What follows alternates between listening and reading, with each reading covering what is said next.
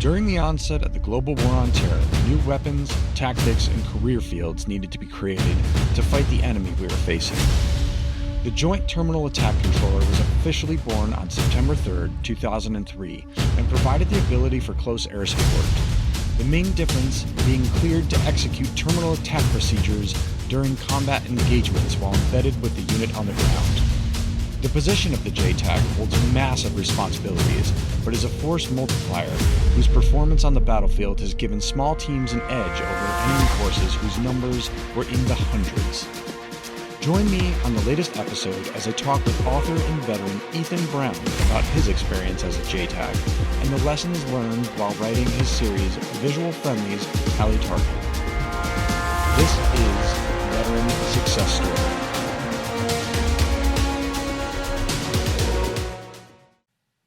On today's episode of Veteran Success Story, I sit down with author and veteran Ethan Brown to talk about his latest book, Visual Friendly's Tally Target.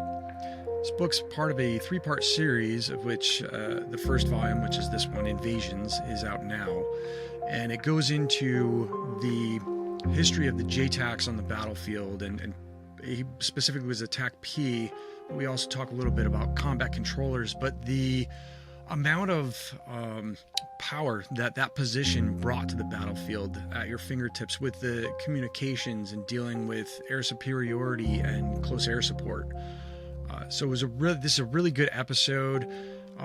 Ethan's a super smart guy. He's also a visiting fellow at the National Security Institute and a senior fellow in defense studies at the Center for the Study of Presidency and Congress. Yeah, that's a mouthful. But you guys are going to love this episode. We really get into it. And, what a fantastic book, honestly. You should just drop it into your cart on Amazon now, at the very least. And, without further ado, let's get into it. So today we're talking with Ethan Brown, author of, right behind me here, we got Visual Friendly's Tally Target. Book about your experience in the Air Force as a JTAC, TacP. Ethan, hey, it's really good to have you on, man. Fantastic book, honestly, but we'll get it more into that in a minute, but welcome to the show. Well, thanks for having me, man. I would be remiss if I didn't open my introduction by saying your book, Damn the Valley, was equally fantastic. We share a publisher, so we have multiple connections going there. Casemate Publishers, they do a great job pushing out these important military histories. But really, man, I'm just excited to be on the show and glad to share my experiences as well. So thanks for having me.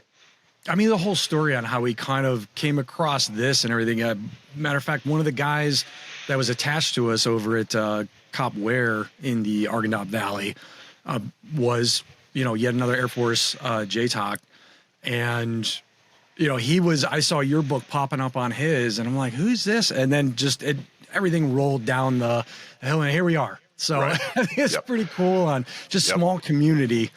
It is, yeah. It's my boy RJ Hunter. He and I volunteer together with the TacP Foundation, which is our VSO that we use to support the TacP life cycle care and management, as well as the Gold Star families. Great dude, awesome dude. And again, like you said, it's odd how the longer you live and the more the older and wiser we get, the smaller our worlds tend to get, and those converging circles of the people and that's the funny thing about GWAT is. It's very hard to talk to someone, a fellow veteran, where you didn't have some kind of a shared experience, whether it was Iraq, Afghanistan, what have you, right? So, sometimes the universe just starts talking to you, right? Well, and that's one of the best things, too, about, really a lot of these stories and stuff that you're saying, these commonalities and stuff, a lot of that GWAT war, people see a lot through the books and stuff these days, the movies, the TV portrayals. They see a lot of the special operations communities push out, and there's exceptional stories there. There really is. Some guys, some of the best people I've ever worked with or had the fortune to work with here and there, but really a lot of that day-to-day boots on the ground infantry stuff or some of the other attachments, a lot of those stories either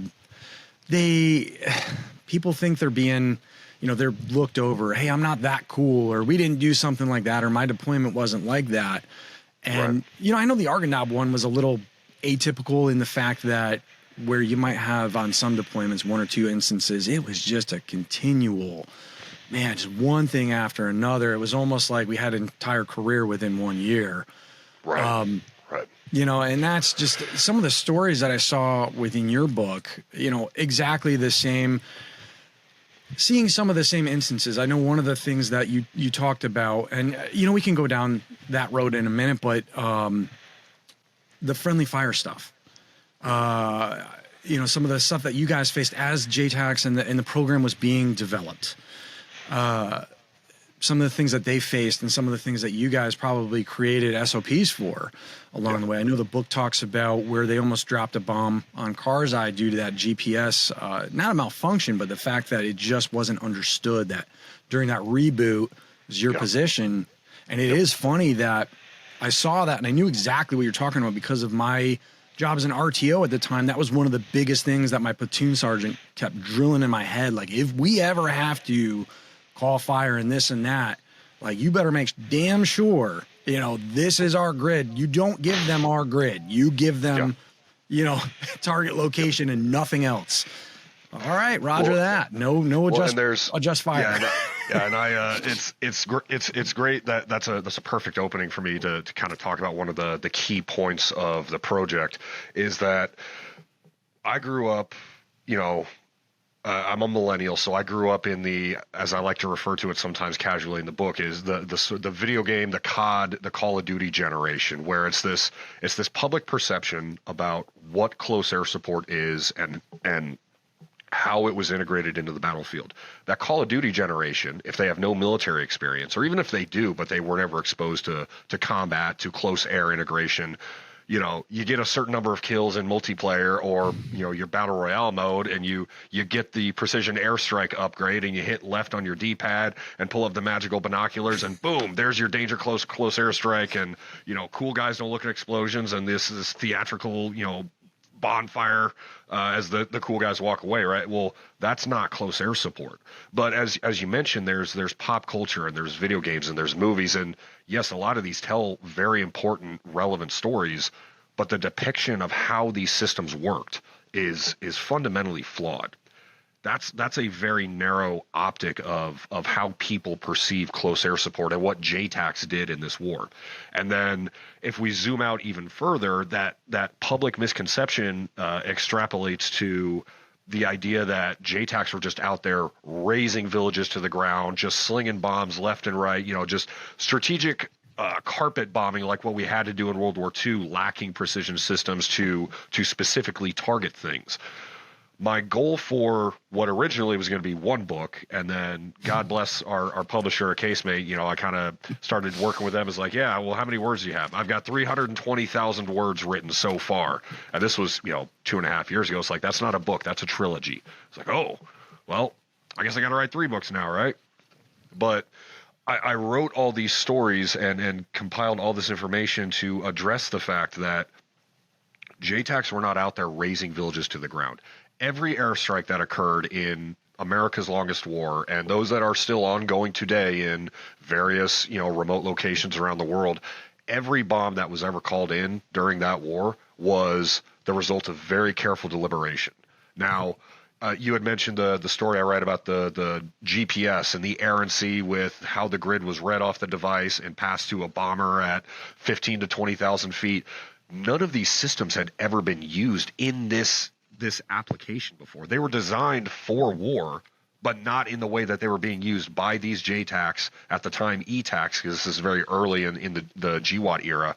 The JTAC moniker became codified. It was around 2004, 2005 is when they officially became JTACs. Prior to that, it was enlisted terminal attack controller, because it was only enlisted guys who would be qualified to do it. But, you know, the GPS story with the PSN 11 plugger, no one had ever used a GPS to project a waypoint reading a 80-year-old Russian map in an attempt to soften targets before ground forces could move in to take key terrain. So, of course, a mistake. Well, I say of course, and I don't want to be too tongue-in-cheek about it, but yes, a mistake occurred. It was partially a human error. I didn't write that story to try to be like, oh, it wasn't the JTAC's fault, but these guys had been awake for weeks. They had been deployed to an austere location, landlocked thousands of miles from support structure, handed these tools that were designed for a different type of war and told, figure it out. And that's what they did. And of course, some of these mistakes and mishaps did indeed occur. But what always happened within the JTAC community is when those mishaps occurred, whether it was some form of fratricide, civilian casualties, God forbid, or some other collateral damage, the entire community would ultimately band together and critically look at ourselves and whoever it was that made a mistake and said, how do we prevent that from happening again? And I get to the last chapter of my book, which I don't have a favorite chapter from any of the trilogy writ large, but I really thoroughly enjoyed the last chapter of book one, where I talk about the rise of the first digital close air support, the situational awareness systems.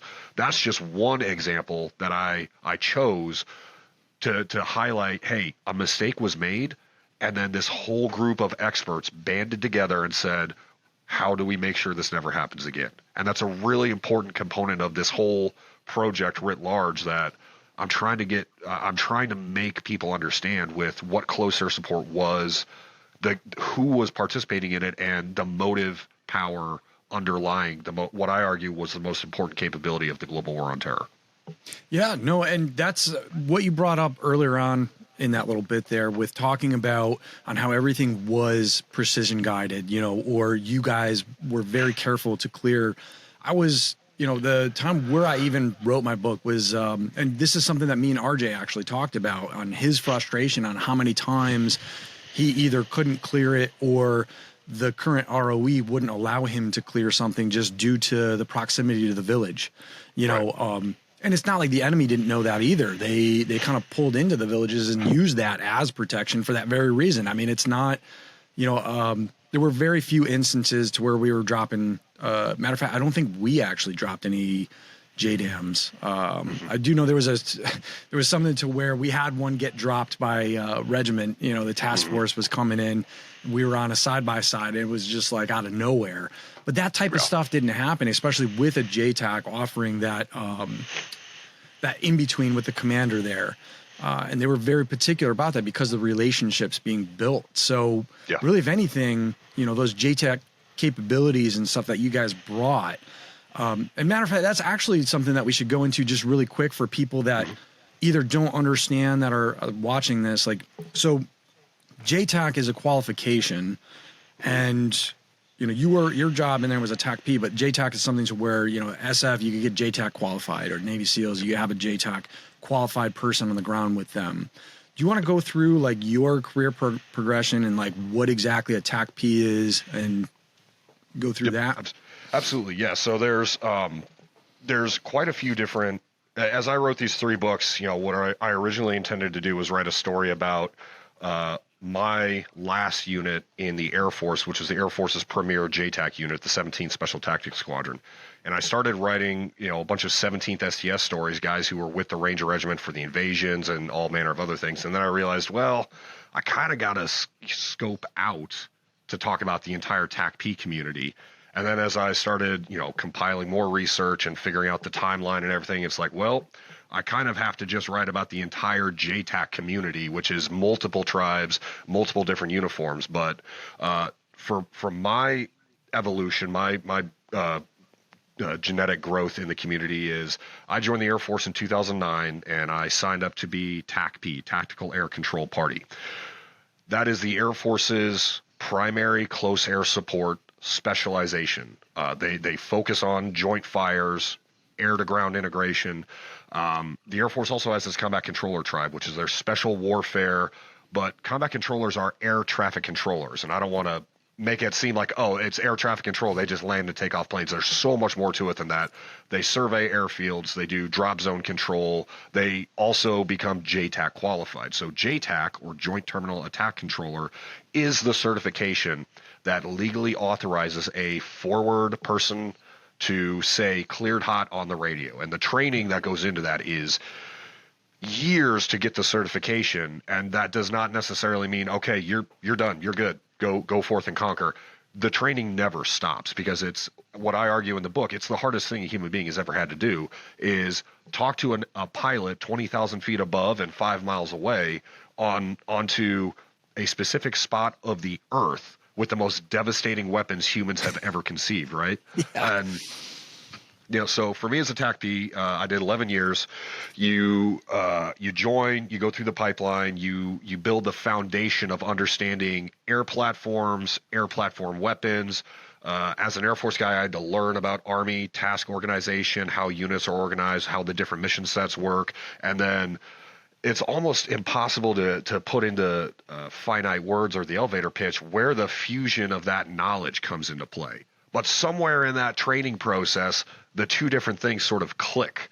And when you get to your operational unit, you are embedded with a Army ground maneuver force. I started on the conventional side.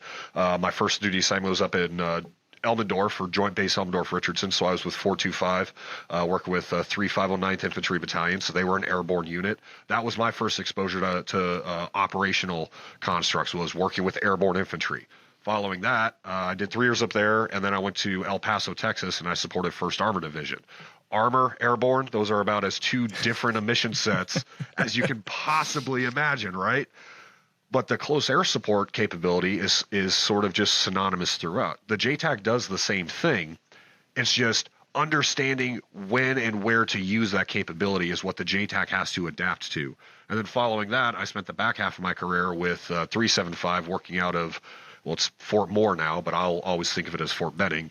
And then, going back, that goes back to an airborne infantry, but the Rangers are their own, that's their own animal, the world's premier direct action raid force, right? So getting into special operations, CAS is yet again ubiquitous with that ground force mission, but the application is slightly different. And obviously the stakes are much, much higher at that level of engagement. But, TacPs as an Air Force career field specialize in close air support and air to ground integration. They are the Air Force's representatives to Army ground commanders. The other tribes, you have combat controllers who are exclusively special operations. Their primary capability is air traffic control, airfield survey, and drop zone control, but they become JTAC qualified to support Green Berets and SEAL teams. And the nature of that story, and I couldn't get into it very much in the books, but the simple reality is that there were not enough TacPs to support all of the Army and Navy ground force customers and the Marines as well, right? So other communities with some frame of reference or experience doing joint fires had to fill in a lot of those gaps.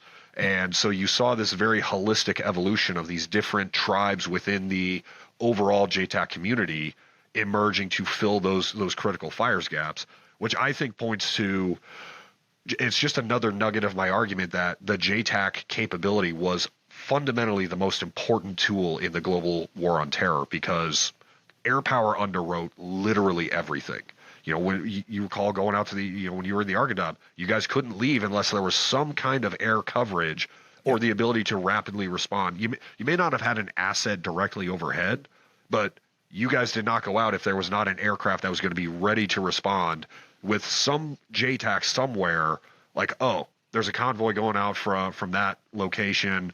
Where's the mission products? Okay, well, they're in a tick. Now I got to respond and bring in the thing, right? There was no mission in this 20-year war where a JTAC was not somehow involved. Yeah. Well, and that's even, even as an RTO, I know we didn't have a JTAC attached to first platoon, but back at Cop Ware, there was one there, but we were constantly getting freaks from birds and stuff there. So, even, as the RTO, I'm still loading up ComSecs and everything else, but all right, hey, we have the possibility of this being out here, so I'm going to have these freaks loaded. We would get that from the JTAC guys. They were the kind of that go-between, and even there, it was still like a, hey, how do I use TigerNet, or what is this Falcon View, or, some of the stuff that you talked about in the book too, the conversions between, and I'm not sure, because I'm sure now that they have the whole thing to where we were working off MGRS, and earlier on it's latitude, longitude, where, Big Army is talking MGRS and Air Force is talking lat long, to do those conversions on the fly and everything else. That's just, and to have those capabilities at your fingertips, crazy. And then another thing that people don't realize is, the birds, fast movers and stuff, you only have them on station for 10, 15 seconds. Yeah, I mean, it varies, and one of the biggest struggles I had, if you don't mind us taking sort of the broader aside to start focusing on some of the book stuff, is when I was writing these books, I wanted to write about my old squadron, and then I had to write about, well, I got to write about this entire Air Force tribe. Well, I can't really write about that. I got to write about the entire thing because this was the Cass War, right? One of the struggles I had with writing these books was. And I point this out. I'll share some of it because it comes from Volume 3, which I just finished writing up a few weeks ago, and it's ready to go up to the DoD for security review now. But I make a point in there. I name drop a couple different authors who I've always admired, guys like Ian Toll, Peter Frankopan, David Halberstam, these Anthony Beevor, these tremendous military historians that guys like you and I have read most of their works, right? I have been astounded at how those writers can cover the Pacific War, if we're going to mention Ian Toll, and he can cover it at this very broad scale, but incorporate names and battleships and destroyers, and this airstrip was called here, and you had Colonel so-and-so and Sergeant this. I can't do that. It's not me. As I mentioned in the afterword of Volume 3, my writing style is to bludgeon the reader with context. God bless every editor that I have ever worked with because it's just something I can't avoid. But as I was trying to figure out in my head, like, how do I tell people what close air support is and what JTACs are and how it was the most important thing about the war on terror? And oh, by the way, I'm a policy guy. I work for a nonpartisan policy think tank in D.C. for my day job. How do I put the strategic lessons learned and the policy lessons learned into this as well? So what I had to do is I interviewed so many people, 135 people by the time the story was all said and done across different JTAC communities. I had support from Headquarters Air Force talking with operational and behavioral psychologists to get into the psychology of a JTAC. And then I had to go and I had to pick one story from a certain part of the timeline at a certain location. Yep. And then I had to figure out how to weave that individual narrative account back into, okay, this guy was with the Ranger element that did the Haditha Dam raid in April of 2003 in Iraq. Now I need to go back and talk about doctrinal functions like what is type of control, what is method of engagement, what is a bomb on target attack. I'm trying to write a story where people will understand, oh, this was not the magic binoculars from Call of Duty. There is so much more that goes into this. But what I ended up struggling with, and I'll say it, here on this show, my great regret is that I could only get a handful of these stories to populate this work, right? It's the same problem I'm sure you had. You wanted to talk to everybody in the platoon, everybody in the company. Well, if you do that, you end up doing all the research and never writing the damn book, right? So there's a point where you got to figure out, I got to tell this guy's story, and then I'll go to this capability, and then I'll talk about the geopolitics, and then I'll go into the national security and international relations theory, and then folding all that stuff together. God bless my editing team at Casemate Publishers, because they took my brain vomit and turned it into a book. But, that was kind of the hard part of this story is how to take all these seemingly disparate things and then make it a tapestry that actually weaves together at the end, man. No, you did a fantastic job. That's like one of the biggest things that I enjoyed about the book was that, the fact that you take real stories from there, which everybody loves the stories, they're all so, but it's like this mixture of to where it's not that dry military book with just the lessons or, X unit went here and this happened. Yeah. It's like, no, you're on the ground. You're seeing the story from the view of that, but then you're zooming out and you're saying, hey, this is what happened from this standpoint. And this is why we do this, or this is why we develop this particular system. I really respect the way you did it. And that's one of the reasons I really wanted to talk to you was like when formulating a book. I know there's a few more from some of the other guys in the Argonaut that are coming down the pipeline and stuff. And I'm just really impressed with how you put this thing together. And it really captured me from someone that, I was always someone who was seeking out like more knowledge. How can I be better with the radio? This is my role right now, so like right. Let me go to the experts over here, but you really imparted even more just from reading this. I was like, man, I wish I had some more of this knowledge or the knowledge of the capabilities here when we were out there. You did a great job in doing that. And I know we were talking before off camera, but let's go into a little bit about, the reasoning why you did this and that historical, getting that historical record down, but without it being something that was like an embellished story there, to where it's real. These things are real. I know there's a little bit going on within the veteran community there, to where there's some controversy there and stuff, but I really do feel that you brought these stories out, and they were actually kind of downplayed in a way, to where when someone who has been there and I'm reading this and I'm going, oh my God, because I'm seeing in my head like what's happening here, but knowing that, there's even more going on here. Just absolutely wild, but you pulled it off. Yeah, for one thing, and I mentioned this in the introduction, and I give this shout out every time I talk about this book. One of the individuals I interviewed is a guy named Lance McGuire. He was Air Force TacP. He was in the Iraq invasion. He was up north with the Green Berets, who were supporting the Kurdish Peshmerga ahead of this. So this is well ahead of the big invasion force coming out of Kuwait and making the lightning dash into Baghdad. Oh yeah, that was a great story.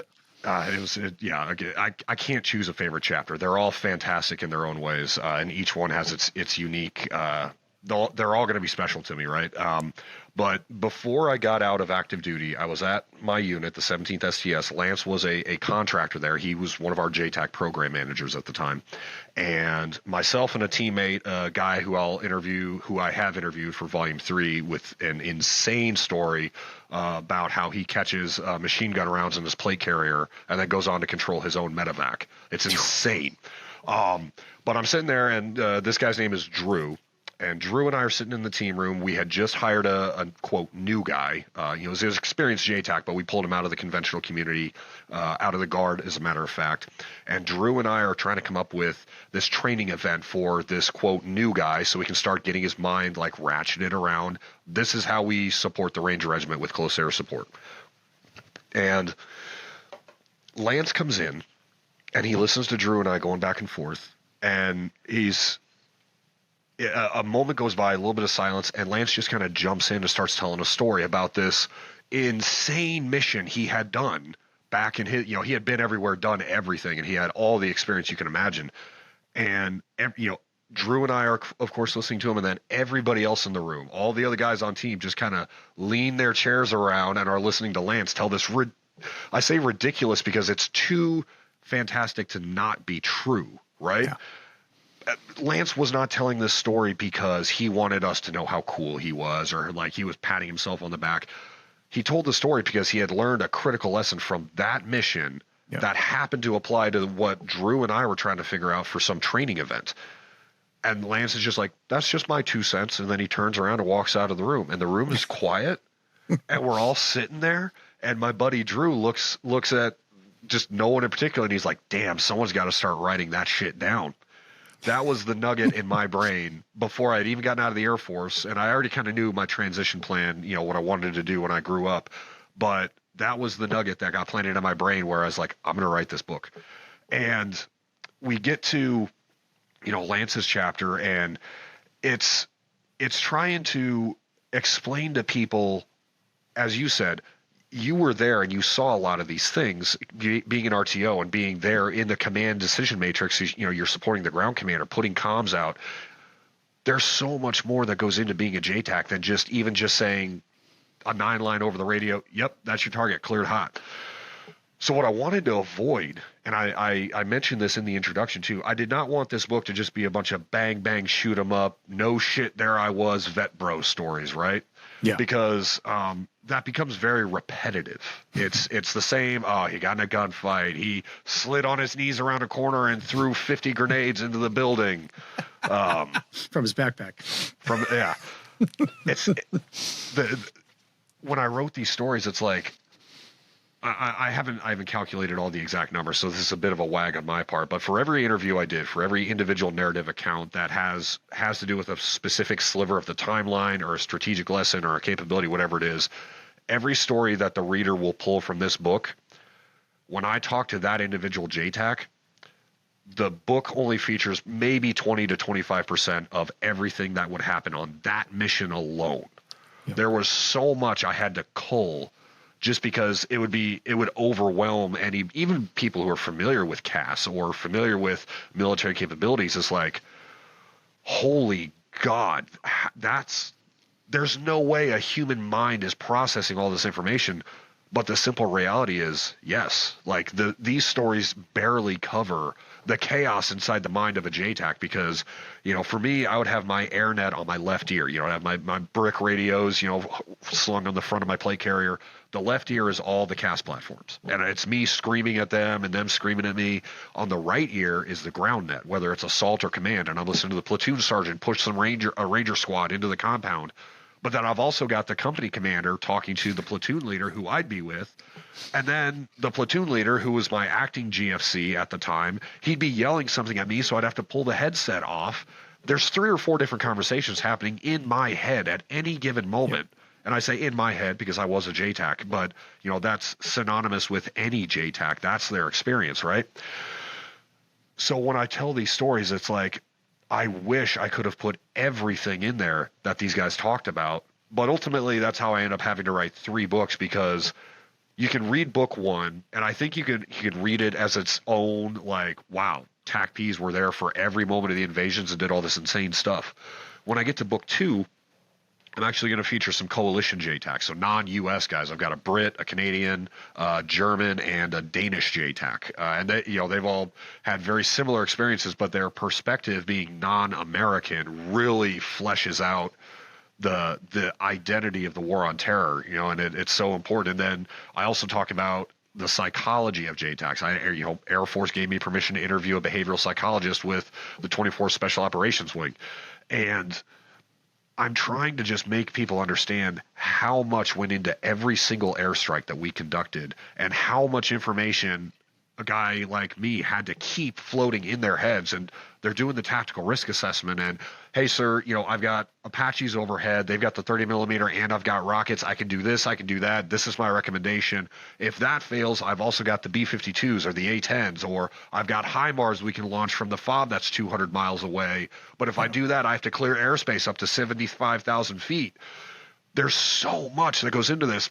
And it's taken me 3 books. By the time you get done reading all 3 books, the reader will have some concept of what it takes to be a JTAC. They will have most of the idea. And I still had to leave so much out, man. So that's my one regret with this book, is how much I had to leave out and how few stories would ultimately make it into this final cut. But the ones that are there, you made the comment earlier, and we talked about it off camera as well, is we don't want to embellish anything, right? No. We don't want to church up something that doesn't need churching up in the first place. There's not a single word of this book that is embellished. In fact, most of these things, I really had to water it down just so that someone could go to a Barnes & Noble, which my book's at Barnes & Noble. I saw yours at a local store just the other day. It was really cool to see that. But if I want a random person to pull my book up off the shelf, I got to water this down to something that the average person can read and comprehend. Yeah. So that's why it's taken me 5 years to get these done. But I was going to say that's a challenge. Let's talk about that really quick. Like, I mean, like in going into this, you were still in at the time, correct? At the time of active duty, when that nugget got planted by my buddy Drew, that's when I started scribbling some notes down. Like, how would I shape this book? Who would I talk to? Okay, if I write this book, do I talk about every aircraft in the inventory? Do I talk about every sensor? Do I talk about all the radios? Ultimately, I would do very much that. And, God bless the editors at our publisher, man. Andy from Australia was the lead editor on it, and he did such a fantastic job of, hey, man, you've got 500 words in this paragraph. Can we get it down to 150? And there was some of this give and take, and you know how that editing process goes. And they did the Casemate did such a fantastic job with this work. But yeah, it's so overwhelming trying to think about. I spent years developing the institutional knowledge necessary to be a JTAC. And then, when I felt like I had mastered it to a certain degree, I sought out the next challenge, which was going from conventional TacP to I want to go into special operations. And, for being at the 17th, supporting the Ranger Regiment for TacPs, that's kind of the top of the pyramid. That's the doctrine level CAS. but it's a matter of, what do I put in this book to just try to convey the technical components? And then I got to put in the doctrinal components, the big DOD, here's how we write these publications that guide and dictate what you can and can't do. And man, it was overwhelming when I started this process. And yeah, 5 years later, it's finally at a stopping point, for lack of a better term. Yeah. Well, I mean, we'll see, right? Right. I mean, is this something that you're like, where is this? What's next for you, honestly? Like in all of this, because I mean, taking 5 years, 3 volumes, I know you probably came back surprised, you know, finding out, oh wait, I have a series here. Yeah. You know, and that's there's more coming. You know, we gotta get through volume 2. I'm waiting to get that back from the DoD for the security scrub. You know, because the important thing there is, when I wrote these books, I had to make sure that I did this, quote, the right way, that I got public affairs concurrence to interview certain people. I worked through the Defense Office of Pre-Publication Security Review. The whole team there has been nothing but fantastic, very supportive. The folks there, my case officer, the deputy director, they've all done a tremendous job because they want this story to get told. Yeah. But they also don't want they don't want this book to get published where it's like, oh, you weren't supposed to talk about that, right? That's their whole job. And I think for a lot of military folks, you know, you talk about the guys who are writing more about the Argon Dam, right? From your community, going back to a lot of the folks that we worked with in our time, I think there's probably a stigma about folks like the Security Review Office, right? Like, I know I had that initial impression of, I got to send them this book manuscript. I'm going to get back, 5% of the original thing, and I'm not going to have a book left. But the review office folks did a fantastic job. It's like, hey, man, great book. We loved it. You can't write this. You can't talk about event X or capability Y.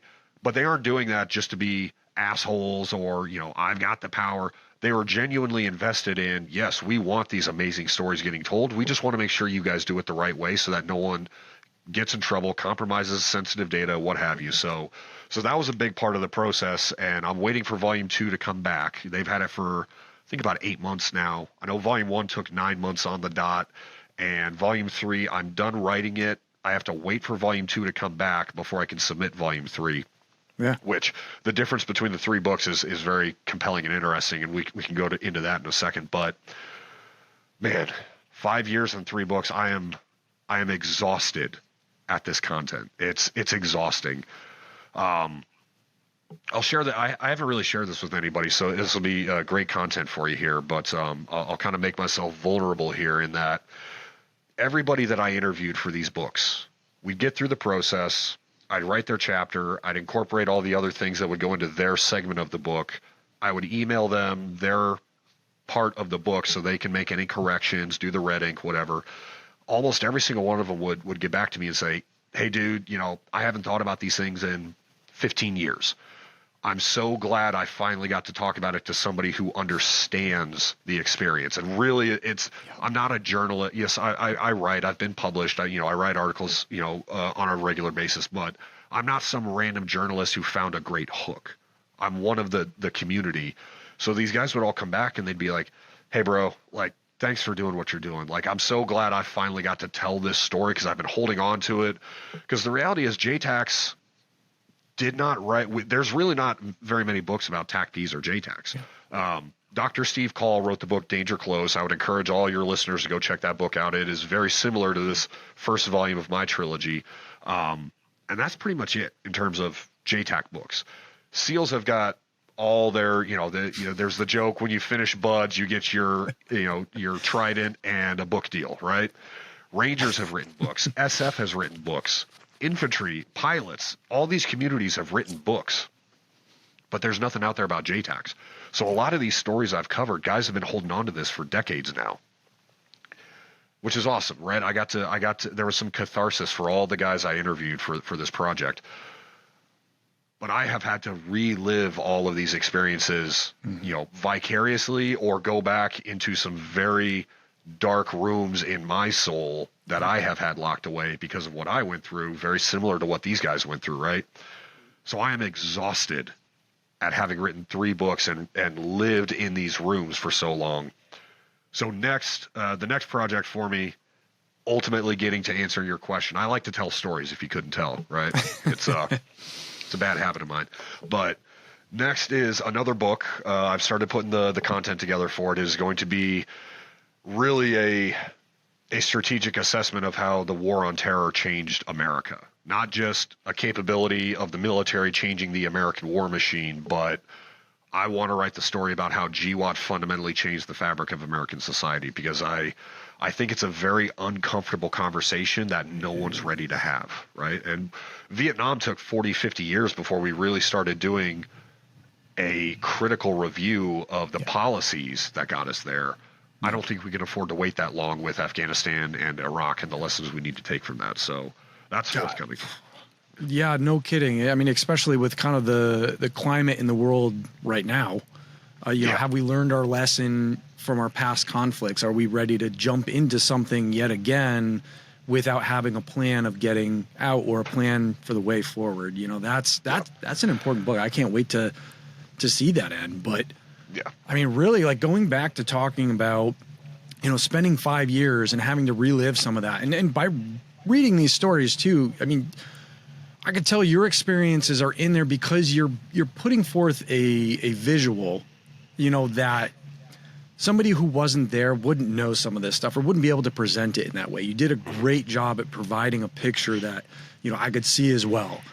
But how was that for you, having, number one, to face that, but then, like, did that end up, I know at times, you know, it can be dark.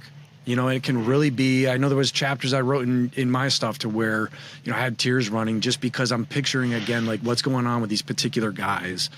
And I know it's a little different due to probably some of the situations and stuff, but I'm sure there was some to where, you know, it brought forward some emotions and stuff from you and probably the person that you were interviewing as well. Like, how was that for you? But then how was that for them as well? I mean, did you guys find it therapeutic to face this again? I kind of know the answer already, but yeah. There's a buddy of mine who I was on team with at the 17th. I've interviewed him for volume 3, and I can't talk about his mission. It you know, hasn't even gone up for review yet. But what I will share is this guy went through some just fantastically harrowing moments of his life. Like the mission he talks about, the helicopter lands, 360-degree gunfight in Nangarhar, one of the darkest places in all of Afghanistan. And I asked him to go. It was as he called it, it was the darkest moment of his life.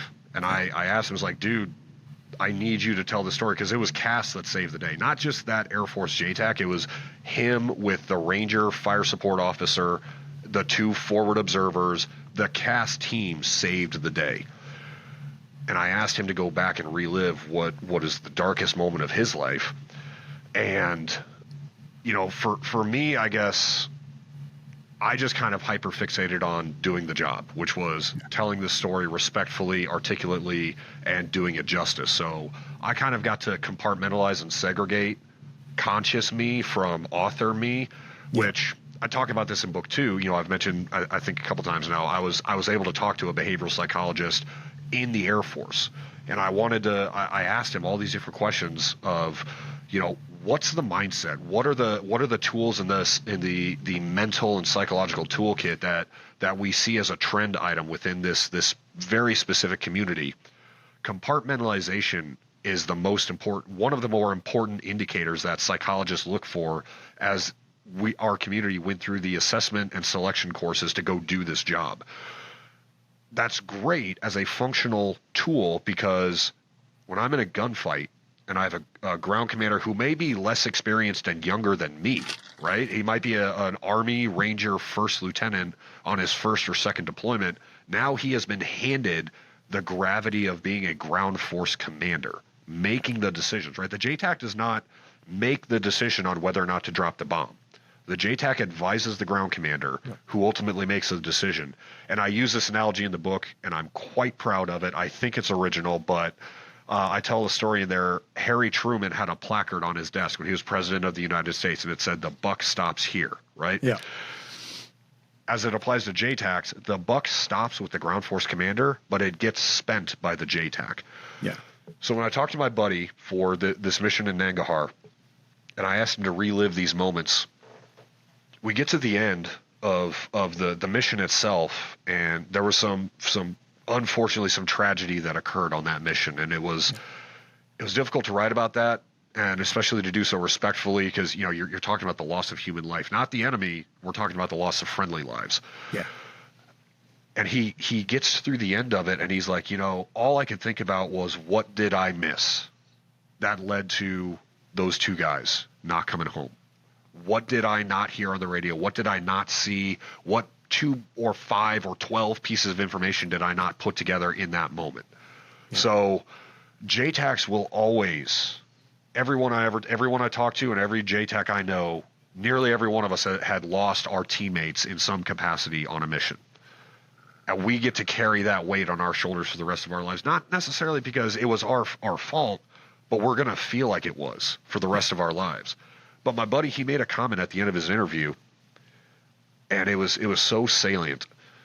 He was like, I'm almost envious of the infantryman, the rifleman, because his fight is this corridor with a very simple decision matrix. And that's not downplaying what the infantryman does, right? Like, we exist to support that.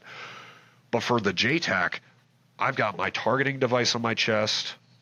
I've got the radios in my ears. I've got the ground commander who I'm grabbing his shoulder to let him know thing X is happening. It's almost like, even if I'm in the middle of a gunfight with a Ranger platoon or an SF team, I'm not really in the gunfight. My thoughts are 20,000 feet above and tracking where all the good guys and the bad guys are. So as I talk to all these individuals, and then, my buddy puts it in such salient terms, he's like, I'm almost jealous of what the infantryman gets to experience, because I feel like I never really experienced the gunfight because I had so many other things I was working through, even in the moment. So it's like, man, how do you quantify a guy reliving that experience of, well, yeah, I remember exactly what happened, but it's like, I almost feel like I wasn't there. Yeah. It's ideas like that I try to conceptualize and form into a story where people can be like, you're in the middle of a gunfight, you're getting shot at and blown up, and you feel like you're not even there because you have so many other things going on. So that was a narrative that reoccurred with multiple interviews, as guys who were like, I was so fixated on what was going on that the stress never processed. So what do? We go into our compartmentalization, and we take all those black thoughts. And the British JTAC who I interviewed, he'll be in volume 2. He had another salient quote that I'll share, is that close air support is a very dark art. We are wielding the most devastating tools humans have ever crafted, and we have this almost digital filter between us and the effects of what we're doing. And when it's over, then we have to go and walk through that rampage, walk through the aftermath of the gunfight, and now it all comes flooding back. Well, how do you process that? You don't. You compartmentalize it, and you put it in one of those dark rooms that you never go back into, and then we don't process that years later. So a lot of these guys who I interviewed, I was able to help them process a lot of these things, which, the catharsis was there. It was therapeutic for them, and thank goodness I found these individuals who were willing to talk. But it's almost a microcosm of all of us who fought in this war on terror and went into the graveyard of empires, as I like to refer to Afghanistan. We all feel that responsibility. We didn't lose this war, right? That's an important point that I really want to make here. If you look at the casualty numbers, I interviewed JTAC. His story will be in volume 2. He was on the QRF to go in and recover Extortion 17 in 2011 when it got shot down. Yeah. There's not a single bomb that got dropped in that story, but it was the human factor that I really wanted to zero in on, right? And he had another salient point. He's like, look, if you look at the enemy killed in action versus the friendlies lost, we whooped that ass. It was the most lopsided victory, if you will, in human history. We didn't lose the war, but we failed to win it. So in the same way that our generation is going to look back at GWAT, at Afghanistan in particular, and be like, for what? Why were we there, and why did I lose friends? JTACs have a very similar recollection of the individual missions, the deployments, their experiences is, I did my job and I did it well, but we still lost guys. And at the end of it, it was never, for JTACs, it was never really about a strategic outcome. It was never about the operational intent of mission X. It was, my job is to get all of these Rangers on a helicopter, go out there with them, keep them safe so they can close with and destroy the enemy, and get them back on a helicopter. And for those guys who went on those missions and not everybody made it back on the helicopter alive or unharmed, they're going to carry that weight with them for the rest of their lives. So there was some catharsis with these books, but even speaking with a like-minded individual, a fellow soul, we can't process all that trauma and all those dark thoughts. Like, the community is going to live with that for the rest of their lives, man. And I'm hoping that these books sort of give a little bit of that resonating, our story is finally getting told. Thank goodness, right? But yeah, it's something that I don't know that I've really processed my part in writing these stories yet either, to be honest. To ultimately answer your question, right, we had a bunch of stories I had to interject in there, but I think I'm still processing it. There's rooms that I have now added more dark thoughts to, and I have just closed that door and thrown the bolt, and I don't know. We'll deal with it when the time I was going to say, I think it was when I was talking with Andy Stumpf, actually, something where he said, if you don't deal with your shit's going to deal with you. So some of that compartments on, man, I can't even talk right now. Putting this stuff in the compartment, throwing away the key. Is that the best answer? Like, sometimes it is, but then you gotta be able to unpackage that, and by you talking with these guys too, I mean, it's a really noble thing, but you also have to realize that you are taking on some of these burdens at the same time. These guys are sharing these stories with you, but you're also, especially if you're writing about it, and the way you did, I can't see how you couldn't have taken on some of that burden, and now you're kind of sharing that alongside each other, but there is a therapeutic effect to it. I've seen it. I've had a little bit of a chance to slow down. I know you're earlier in the book tour stuff, so I've slowed down a little bit to understand the gravity of some of it. But I honestly, with what you've done and talking with those guys and them revisiting that, and it sounds like, a lot of them it was good for a lot of them. It's a good thing you're doing, man. And I also want to make a point is there were a lot of guys who I reached out to, whether it's someone I knew or, hey, I'd hit the group chat of whatever and be like, does anybody know someone who was here at this time? And it's like, yeah, I'll DM you the guy's number. And there were quite a few JTACs who I talked to. Some of them I would ultimately interview, but then we would get through the scrubbing process for their chapter. And then they'd be like, dude, I'm sorry. I just can't. Yeah. No qualms about that whatsoever, right? And I totally understood where they were coming from. And it's like, dude, someday if you're ever ready for it, I'll find a way to get your story put out there as well, right? I've got platforms. I can write the articles. We can still do the scrub. But there are a lot of guys who weren't willing to share their stories because, as I mentioned, our generation is going to carry the burden of this war that we failed to win. And the microcosm of that is all these JTACs who will forever carry the burden of which comm did I miss that led to the tragedy occurring. And those guys are living with that now. And, having this platform, to any of our veterans who are listening to this, don't hold on to these things. You got to go talk to your brother. Go, DM Will or I. And, we are our willing ears just to be there for a brother or a sister who needs to go into that room, but don't ever go into those rooms alone. That's the key point that should be taken from this part of the conversation. Eventually, we all have to go back in there and deal with the shit, right? Yeah, don't do it alone. Don't go into the pit by yourself, right? Always have a lifeline, have a ladder, or have a friend. So I think that's the takeaway from this segment. No, I completely agree there. That was what, and I guess something that I could probably add to it is, and I know it's a little different, not totally, it's different in the way to where I know the guys that I wrote about in mine, it kind of reestablished a support system.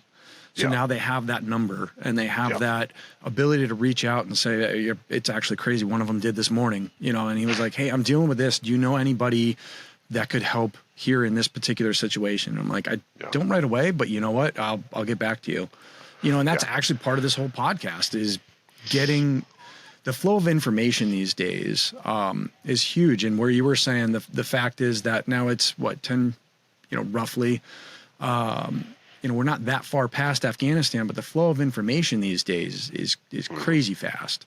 Yes. So it's good. It's good that this stuff is coming to light much more quickly than it did for things like Vietnam and stuff, to where there is kind of similarities in the fact of where we got bogged down by bureaucracy and Congress and that whole end of things, to where what was this war really for? Yes. I'm sure you faced a lot of the same sentiments out there. I've got a quick story about that, actually, and it kind of a bit of a sneak peek into this fourth book project that I'm preparing to take on. Yeah, I'd love to hear it. At the end of my time, and I'll be vague about this because it's referencing certain people, and I hate being cagey. It was always a pet peeve of mine when I was in special operations. Even if we'd be deployed, we'd be going to some facility or whatever, and we all JTACs, we all look a little bit different. We kind of stand out, even though everybody's wearing uniforms or whatever else. You could tell. It would always annoy me when we'd be there and somebody would be like, "Oh, who are you guys?" And then someone would be like, "Oh, we can't tell you." And I just kind of look over and be like, "We're the Air Force JTACs. We're here to do X, Y, and Z, right?" So it always pet peeve of mine. So I say that as context for, I hate being vague and cagey with this story I'm about to tell, but I think it's important to share.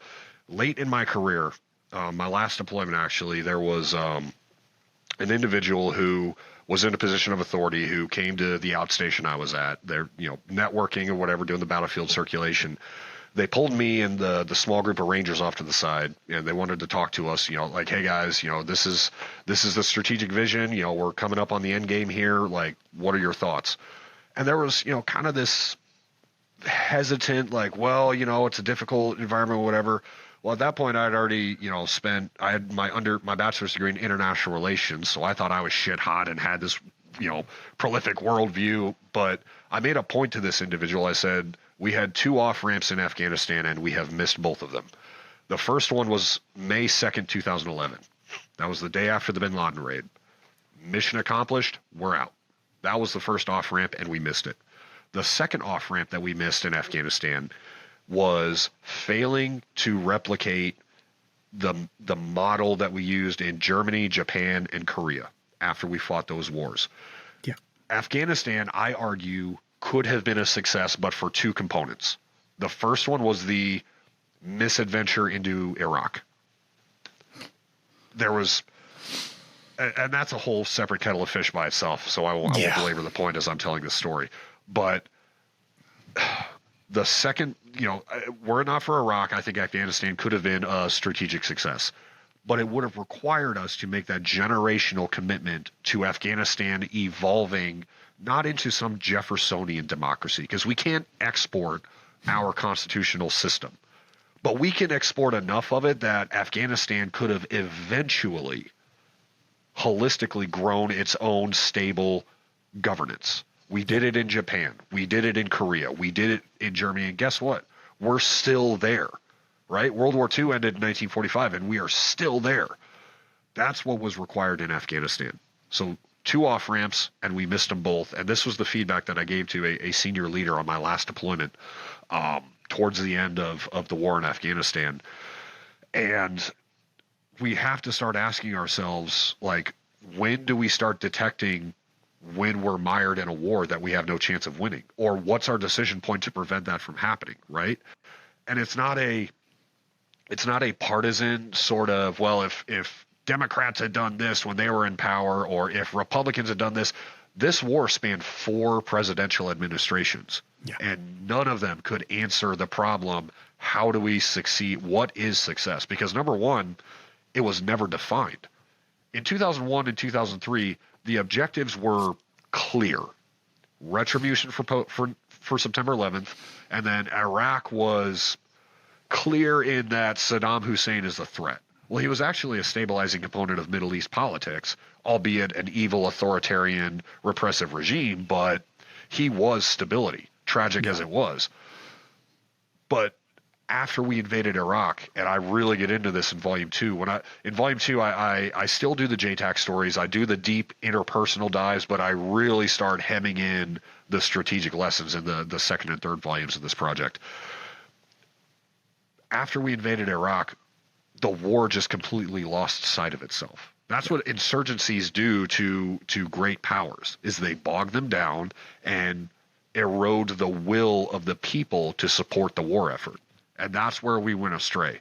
So that's one lesson that I'm hoping to really capture and put out there for public discourse with the publication of these books. Is they're great stories about an unheralded community of the U.S. military and some of our coalition partners, but there is a much deeper purpose to what I've done in writing these books, and I just so happen to have an amazing platform in which to do so, which is the stories of the JTACs, who were charged with the most influence and the most impact and the most power. I use this expression multiple times throughout the books. You can look at Alexander the Great, Napoleon, Genghis Khan, warlords and commanders of armies, and not one of them, no one in human history has had as much power in their hands as a American or a coalition JTAC during the post 9/11 wars. No one has ever had that much power at their fingertips. And excuse me, the lessons learned from the guys who were charged with fighting in this war and doing things with this amazing capability, I think, had a unique perspective with which we can look back and review our longest war. So, I had multiple objectives in writing these books, but eventually the whole tapestry will come together eloquently. No, you're not wrong with any of that thinking there, and that's I echo a lot of that there. Matter of fact, that was one of the things that was mentioned. It was much more pushed on, but the forward, some of the General Ben Hodges had talked about with me was the fact that this was just, it ended up being something that was just simply fighting a war in Afghanistan to fight a war in Afghanistan. There was no way forward. There's no plan out. It was just, let's just keep going. And it's like, what in the, you're supposed to be working yourself out of a job. What is going on here? Man, it's when we're looking, I made the comment, 4 presidential administrations, however many segments of the U.S. Congress, Joint Chiefs of Staff, generals, all the way down to the lowest private. This was a generational war, but it was not I don't think of it as a 20-year war. I think of the war on terror as 21-year jumps forward into, I hate the expression kicking the can down the road, because there was no can.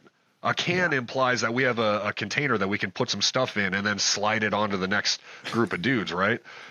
There's a tremendous book. I'll give him a shout out. He's a buddy of mine who mentored me through early in the process. Wes Morgan's The Hardest Place. America Adrift in the Patch Valley of Afghanistan. It's a fantastic book. He talks about Kunar and the Patch Valley, which is one of, we've mentioned the Arghandab, I've mentioned Nangarhar. Kunar was another one of those infamous places. In fact, in your book review, I made a point of talking about the names of places and why they resonate with people. So Wes was a he was a student, actually. He was just, he was in Kunar watching this counterinsurgency strategy unfold. At the timeline, I want to say he was there in around 2007, 2008.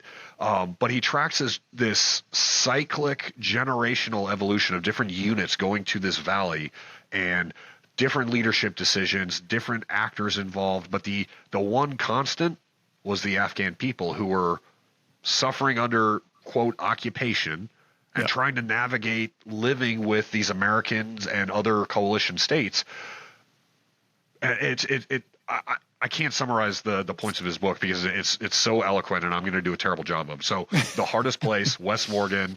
If you're listening to the show, you got to go get that book because it's fantastic. But that counterinsurgency was such a vague, unclear thing that the U.S. military was not equipped to deal with.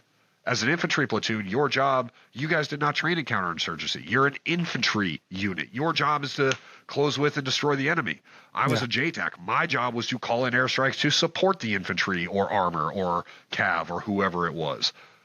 But somehow within this amalgamation of unclarity and this empty bucket that didn't exist, somehow figuratively getting kicked down the road 20 times, the war had no identity. we did not know what the end state was supposed to be. And if lacking a political end state, which is, war's ultimate purpose is to use violence to achieve a political end state, you cannot create a grand strategy for war fighting in order to achieve that political end state. So the war on terror is a lesson in international relations and the use of violence for a political outcome. And it's not a good lesson, but it's an important one. So, that's, again, we can have a whole separate episode about just this segment alone. I was going right? to say, I mean, that's a whole nother thing, delving into the fact that the Afghan people, I mean, we came in there with that American mentality of, quite frankly, we're going to free the shit out of you. Yeah.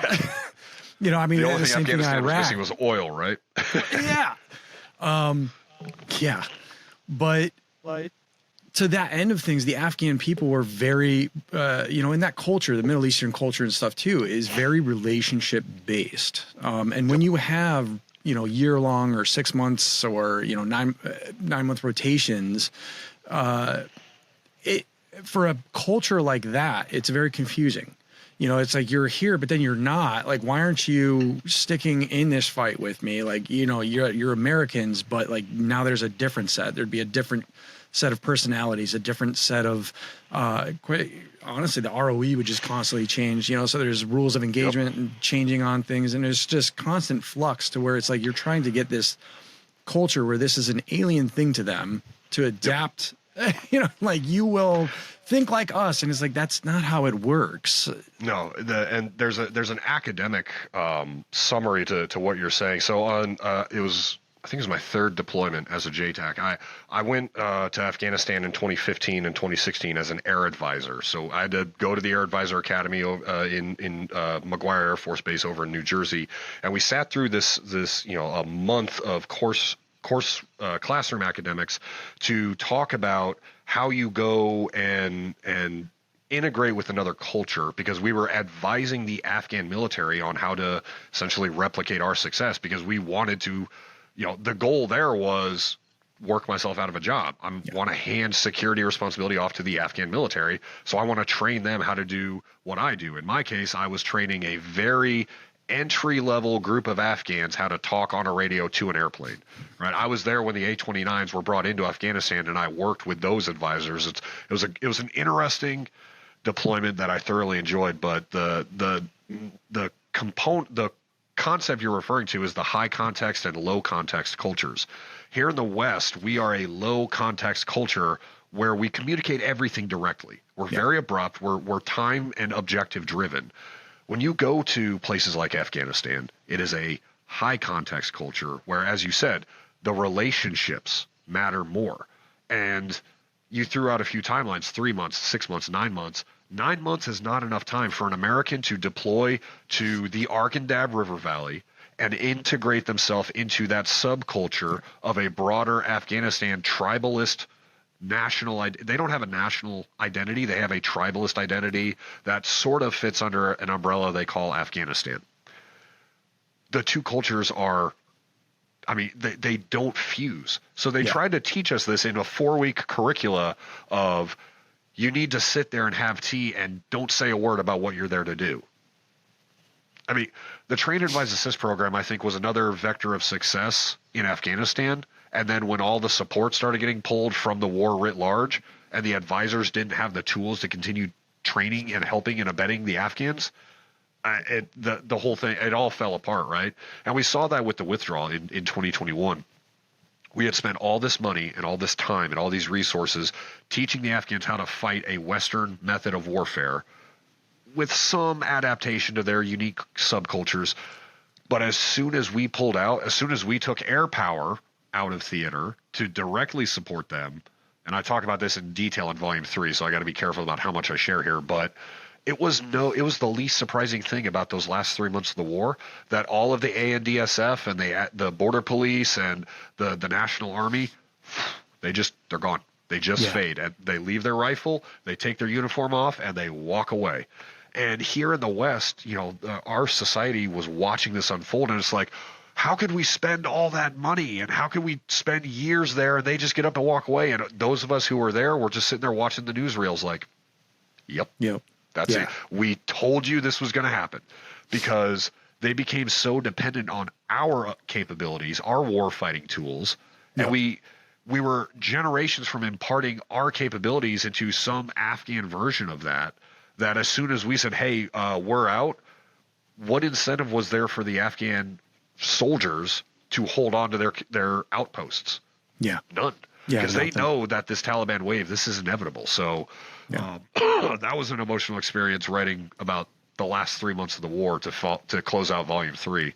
I'll preview that much. But, there was nothing about the war in Afghanistan that should surprise anybody with how it was mismanaged and how it was not understood by our strategic leaders, by the people in the halls of power in the West that make policy. Those of us who had to go there and fight in this war, nothing that happened in the end was surprising. No. But somehow it caught everybody else unawares. So what do guys like you and I do? We write books that capture some of these stories and hope that people in power will read them. So, no, very that's true. what we're left with. So you mentioned much earlier in the beginning, the TacP Foundation. Do you want to let me know a little bit about how either people can give to that or what they do out there and how other people can get involved? Yeah, absolutely. No, it's really exciting. I'm the least qualified to promote the foundation, so listeners will have to bear with me. But there's a lot of VSOs, veteran support organizations out there. Most of them are doing tremendous things and helping communities. For the TacP Foundation, we are the, for lack of a better term, cradle to grave support infrastructure for TacPs. When they come into the community, we are there for some examples I'll give. Kids out on a training mission or he's deployed. Oh, hey, your mom's in the hospital. The TacP Foundation is going to be there for immediate needs to try to make sure, okay, we got to get a plane ticket for this kid. We got to find him a hotel. We got to get him across country to go be there with his mom in a time of crises. Or we've lost TacPs over the years. So we have our Gold Star families who every year at the reunion, last year we had it down to San Antonio. We brought the Gold Star families in. We're providing scholarship support for those kids to be able to go to college because, because their dad, husband, brother gave his life and made the ultimate sacrifice. So when a TacP, keys the mic for the last time, the foundation wants to be there to help those kids grow up and support them. We do resiliency retreats. We're sending guys who are dealing with PTSD. We take them and send them off on fishing trips with other special operators so they can be back within that tribe to process those emotions. Because God forbid, someone needed help and there's not an organization there to be like, hey, let's get you onto this thing. You can go be with your people. Yeah. And when they miss that opportunity, we get the notification that, hey, we lost so-and-so, right? God, that's what the foundation does is we are a nonprofit. Everybody with the foundation is 100% volunteer. Like, we don't make any money off of this. We are here to support the TacP community and give those resources. Just this last year, we've gone through a ton of evolution to sort of segregate. We had the TacP Association and the foundation. We've redesigned the full business model. Credit to the president and director, Ramiro Villalobos, who was a 14th ASOS TacP. He was actually my first sergeant at my last PME school that I went to before I got out of the Air Force. So he's an amazing dude. We've got an amazing team there. And everything we're doing is to support the community, take care of the Gold Star families, help with transition assistance, right? Like I don't know what year you got out. I got out in 2020, mid-COVID, so I might still be active duty for all we know, right? Some foreman out of gotten signed, right? But there was a transition assistance program. It was just the generic Air Force. You have to sit through a TAP seminar for 1 week. Here's how you write a resume. Here's Six Sigma. You can go onto LinkedIn and do the course and get your Six Sigma certified. Guess what employers don't care about? Six Sigma. It means nothing. So the foundation is partnered as part of the AFSPEC War group to target TacPs to help them transition out of active duty or guard and then begin their next phase of life. We have so many programs that we're initiating that we're looking for funding for, and we've got a great community. We don't call them donors, we call them community partners, and we don't fundraise, we friend raise, right? Because we're building this community of people that we pull together to take care of the TacP tribe and their families, right? Yeah. There's a ton of great things. Let me make sure I've got the address right here. I believe it's TacP or TacPFoundation.org. Yeah, just TacP.org is where we can get all the information about that.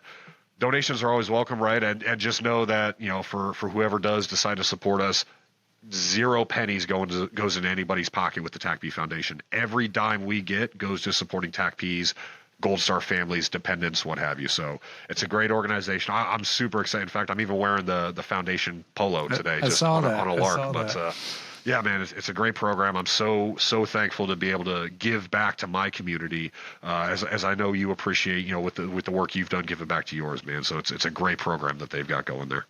Oh, absolutely, man. Now, hey, Ethan, where can people find you? On the internet, I still have a Twitter, even though I think Twitter's kind of dying a little bit. It's at Liberty Stoic, and then Instagram is going to be Ethan Brown Author. I'm trying some new things with. I didn't have social media until I got out of the military. With the world I was in and the places I was at, I just didn't have social media for various reasons. But now that book 1 is out, I'm trying to match my posts with kind of the timeline of the book itself. So February is coming up. One of my best friends, Robert Zachary, he features twice in the book. He's got some February 2002 events where I'm going to be sharing some pictures of him and, kind of overviewing some of the amazing stuff he did leading up into Operation Anaconda. So, the socials are all there. Would love to follow. And, whoever reads the book, if they want to hop on Amazon and give a review, that's always helpful too, right? We're always trying to fight the algorithm, as it were. So, absolutely. So where can we, just normal places for the book? Amazon, Casemate? It's on. Yeah, Casemate. I would always prefer to direct people straight to the publisher because we always want to give back to the ones who stuck their necks out for you and I writing these books, right? But Casemate has got it on their website. It's on Amazon. It's on Barnes and Noble. We're actually pending right now. A studio bought the rights to the first 2 books to convert it to Audible. I would very much like to be the narrator for that, but of course I have to audition to read my own book, which is, you wouldn't have thought that, initially, but having no experience, it's like, okay, well, I'll record a bit and go on, but it will be on Audible or audio platforms. I can't say Audible specifically, I don't think, but it will be converted to an audiobook. But yeah, all the big retailers, Amazon, Barnes & Noble, the publisher's got it on the website. Someone can DM me and I might hook them up with a signed copy, of course. There's always a good risk to take there. So it's out there. And I'm very humbled that I got to be the guy that tells these stories, man. Awesome, man. That's, and for people out there too, is I read it, I reviewed it. That's one of the biggest things though in helping, like you were saying, beat that algorithm, get the stories out there to more people, because quite honestly, without those reviews and, you don't even have to write a whole review. You just do a star rating, and it puts it in there, but review preferred. But that really helps push those stories out there. It helps the visibility of it and get this stuff out there. I mean, it's important. And especially the story that you put out there, just the way that it was written and imparting these lessons that you and these other guys specifically learned on the battlefield. And hey, this is what we took from it. I found it valuable. And honestly, anybody that's in right now in that sort of capacity or has to carry a radio at any point, quite honestly, should give it a read, in my humble opinion. But Ethan, hey, hang tight. I'm going to pop off here, but hang tight. I got to talk to you afterwards. Yep. And, thanks for coming on the show. I really appreciate it. And thank you. Well, it's a pleasure, man. I really love being on the show. Thank you so much for having me. So I will close by saying, Damn the Valley, The Devil's Playground, and Visual Friendly's Tally Target, all 3 from Casemate Publishers. Listeners, you got to go order them. You got to read them. It's important. So absolutely, Ethan. Thanks. Right. Thanks for listening to another episode of Veteran Success Story. If you want to know more about author Ethan Brown and his latest book, Visual Friendly's Tally Target, I'm going to put links to all that stuff in the description of the episode, so you can find it there. Also, just look it up. It's on Casemate's site. And honestly, this it really was. It was a great book. If you enjoyed this conversation, there's a lot more vested in there. We barely scratched the surface. So the lessons learned, and quite honestly, as being someone that was involved with radios on the ground during combat situations, I can definitely say that I wish that I had read something like this prior.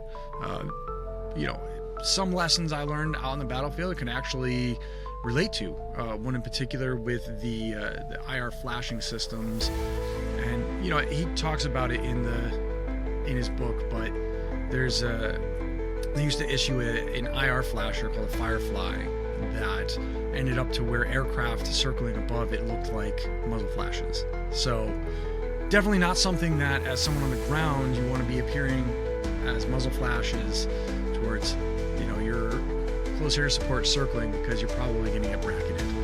But it was wild to see that in the book, where that came from, that originated, and a lot of the other things that he showed in there through stories, as well as practical learning and policy changes and stuff. So great book, super informative guy. Look out for more coming from Ethan Brown, as well as the pre-order. He's got another one already pre-ordered and ready to go. It's in my cart. But if you do read it, please go and review it for him. Leave a star rating at the very least, but these reviews help bring these books to the surface, and they bring it to light. The way the algorithm works out there is if people aren't talking about it, if someone's not leaving a review. And I know it's a little bit of a pain to do so, but it really helps us get those stories out there. So, guys, it's been great. I hope the holidays have found you well. And stay tuned for another episode coming up of Veteran Success Story.